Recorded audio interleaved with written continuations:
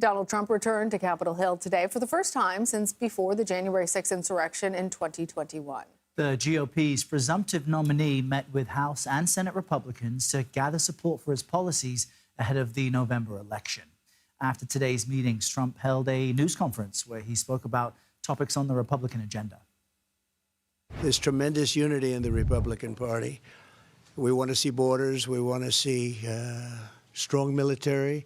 We want to see money not wasted all over the world. We don't want to see Russian ships right off the coast of Florida, which is what they are right now. That's unthinkable. CBS News campaign reporter Olivia Rinaldi is following this for us from Washington. Olivia, let's talk about those remarks. Any surprises in what we heard? You know, there's a few surprises in there today. Trump here in Washington addressing the House GOP caucus this morning, and then the business roundtable later on this afternoon, and then ending his day behind me at the National Republican Senate Committee. And there he talked to some Republican senators about not taxing tips. Sources in that meeting said he spoke to Republicans about not taxing the tips that, those in the service industry, waiters, maids, anything of that sort, that they're not going to be taxed. This is something that Trump brought up over the weekend at a rally in Nevada. I was there at that rally. It got enormous applause. I spoke with some voters afterwards who work on the Strip who told me that this is a really big deal for them because a lot of people live off of those tips. A lot of people, that is their income. So Trump spoke about that today, which was notable there. It's part of this broader tax policy that the Trump tax cuts that were enacted in 2017 are going to be expiring at the end of the year. And that's a huge policy that Trump is going to be focused on if he were to be reelected. So that's something he focused on today in the Senate and something that was quite interesting here. And Olivia, what's interesting as he meets with GOP lawmakers is that while for the most part it's a pep rally, there has been friction between Trump and some Senate Republicans, specifically Mitch McConnell, who after January 6th acknowledged and said on the Senate floor that that mob was provoked by Trump. Is there any evidence today that Republicans are drawing that connection or bringing it up at all?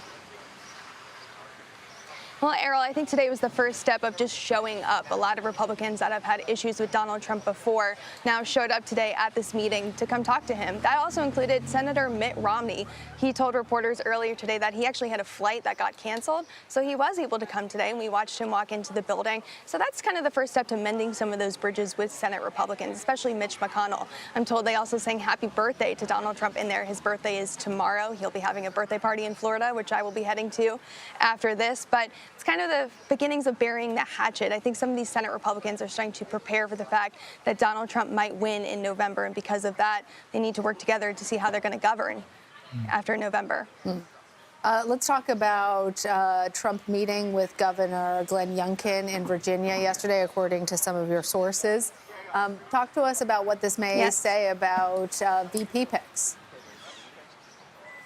Well, this is very interesting. It's a story I've been following very closely. Governor Youngkin is a Republican governor from Virginia, which is traditionally a blue state. So kind of interesting stakes at play there. I'm told by sources this was not a meeting about a vice presidential pick. They really, really stressed that. They said this was not about that at all, but it was about how Trump can win in Virginia. Now, a Republican has not been elected in Virginia since 2004. That was George W. Bush.